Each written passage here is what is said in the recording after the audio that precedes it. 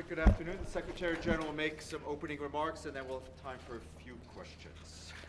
Sir. Few. A few, great, yeah. Ladies and gentlemen, thank you very much for your presence. Allow me to begin with a few words about the Syrian political process and the Congress that took place in Sochi earlier this week. Much has been written and said about Sochi. I would like to share why I believe we are at a meaningful stage in the peace process. The UN's presence in Sochi was based on a common understanding between the United Nations and the Russian Federation on the nature and outcome of the meeting and its contribution to the Geneva process. I want to express my appreciation for the way Foreign Minister Lavrov and the Russian Federation engaged with the United Nations. The Congress concluded with a statement fully in line with that common understanding. I would highlight three key points from the final Sochi statement. First, it embraced a vision of Syria for all Syrians, as reflected by the 12 living intra-Syrian principles put forward by my special envoy Staffan de Mistura in Geneva late last year. Second, the Congress affirmed that the Constitutional Committee should be formed under UN auspices in accordance with Security Council Resolution 2254. There is an understanding that such a committee should at the very least comprise the government, opposition representatives in the inter-Syrian talks in Geneva, Syrian experts, civil society, independent, tribal leaders and women, and it would also include adequate representation of Syria's ethnic and religious components. Third, the Congress made it clear that a final agreement on the mandate, terms of reference, powers, rules of procedure, and selection criteria for the composition of the Constitutional Committee is to be reached in the UN-led talks in Geneva. My special envoy will now draw on this Sochi outcome to meet our shared goal, full implementation of Security Council Resolution 2254 and the Geneva Communiqué. And he will also work for the talks to address the other areas determined by Resolution 2254. We must never forget that progress towards a political settlement needs to be accompanied by progress on the ground. Yet, in the last 2 months, not a single convoy of life-saving relief has reached the besieged area. No medical supplies, no food. Humanitarian aid is not getting in. And people suffering dire health conditions are not getting out.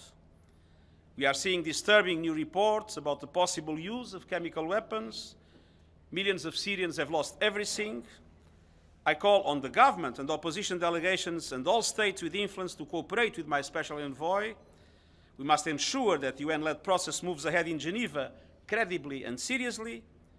And I appeal for humanitarian access, strict respect for international humanitarian law, and in particular, the protection of civilians. We don't have a moment to lose. Ladies and gentlemen, I would like to say a few words about sexual harassment, which is rightly gaining the attention and visibility it deserves. I reaffirm my total commitment to the UN's zero-tolerance policy on sexual harassment. I am well aware of the male-dominated culture that permeates governments, the private sector, international organizations, and even areas of civil society. This creates obstacles to upholding zero-tolerance policies on sexual harassment, including here at the United Nations. But I am determined to remove them. Sexual harassment, like sexual abuse and sexual violence, is rooted in the historic power imbalances between men and women. That is why equal rights and representation are so important, and that is why I launched the gender parity strategy for the UN. I'm pleased to announce that for the first time in the United Nations history, we have now reached parity in the UN Senior Management Group. That means 50-50 among the top leaders of the UN Secretariat. In fact, it is slightly higher. We currently have in the Senior Management Group 23 women and 21 men. This is a start. Equality at all levels in line with the roadmap approved is critical to taking on the challenge of sexual harassment. But we are addressing it with 5 concrete steps. First, we are committed to taking every allegation seriously, past and present, and I'm pleased to see a strong institutional response from UN agencies in recent weeks. Second, we must make sure all staff affected by harassment know what to do and where to go for help. We are launching a new helpline for staff within the Secretariat to seek confidential advice, and this will be operational by mid-February. Third, I have established a task force of leaders from across the UN system to step up efforts to tackle harassment and boost support for victims. And the Rapid Response Team is producing key guidance, information and services with an emphasis on improving support for victims. We have also enhanced our mandatory training on this issue. Fourth, I have strengthened the protection of whistleblowers and reminded staff of their duty to call out sexual harassment and to support those affected. And fifth, we will shortly be undertaking a survey among Secretariat staff to give us better information on prevalence and reporting rates. In this effort and beyond, my message is simple: we will not tolerate sexual harassment anytime, anywhere. And we will continue to change the dynamics and put greater power into the hands of women to prevent and end sexual harassment and all abuse of power in the UN. Thank you. Mr. Secretary General, first of all, thank you so much for this conference and this opportunity. I'd like to ask you... Please stay calm. I would like to ask you a question about Soçi and the Constitutional Committee. Yesterday, Nasser Hariri, the head of the HNC, has stated that they are willing to engage positively with the process of the Constitutional Committee, but he put a condition that there must be a transitional period in Syria with a transitional governing body with full executive powers, quoting, of course, the Geneva Communique. Can you assure the Syrian opposition that the United Nations has not done away with the transitional period and the transitional governing body, and that you're committed to implementing it? I think it is clear in Resolution 2254 that there are 3 areas of concern: governance, elections, and constitutional reform. On the other hand, another element was added at a certain moment, as you know, related to counterterrorism. Now, Soçi was about constitutional reform, but Geneva is about the whole package.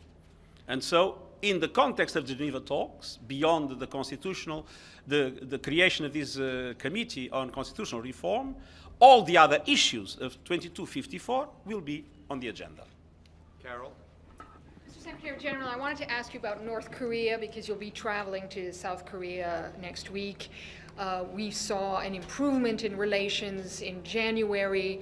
What do you think should happen now to get to another point to address the wider issues of the nuclear testing? I think there are 2 elements on this. One is the improvement of intra-Korean relations, and I'm encouraged by the steps that were taken.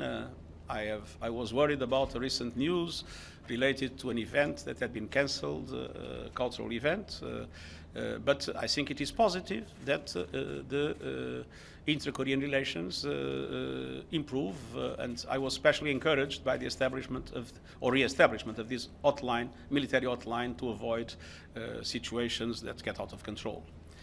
But this is just part of the problem. Our objective remains the peaceful denuclearization of the Korean Peninsula. And for that, it is absolutely essential that serious discussions take place among the key actors in this process, and the UN will do everything possible to encourage them in that regard. Our objective remains the same: the denuclearization of the Korean Peninsula, and we believe that the unity of the Security Council has created the conditions for that to be achieved with diplomatic engagement. That, of course, is not related to the Olympic Games, but it is something that we cannot forget. Sherwin? Hi, Secretary General. My question is about South Sudan, in particular the comments you made at the Consultative Forum at the African Union. You described the international community's alignment as very successful. What has been achieved under the IGAD leadership you called remarkable, and yet in the same breath you had your very stern words against the political elite in the country.